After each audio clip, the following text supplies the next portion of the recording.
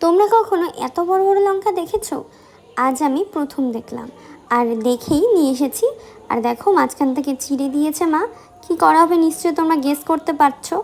আর সত্যি সন্ধেবেলায় বাইরের খাবার নয়, বাড়িতেই যদি এরকম বড় বড় ইচ্ছা বড় লঙ্কার চপ বানানো হয়, খেতে কিন্তু দুর্দান্ত লাগবে। আর সেটা যদি হয় মায়ের হাতের, তাহলে তো কোনো কথাই নেই। আর আমি এদিকে দেখো করে নিচ্ছিলাম ব্যাটারটা। রেসিপি সেরকম কিছু নয়, তোমরা দেখতেই পাচ্ছ, যা দিয়েছি সব তোমাদের সামনেই।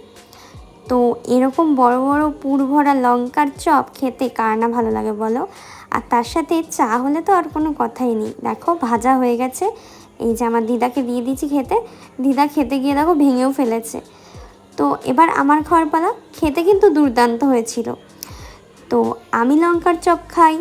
তোমরা আরও মিনি ব্লগের জন্য আমার চ্যানেলটাকে সাবস্ক্রাইব করো। টাটা।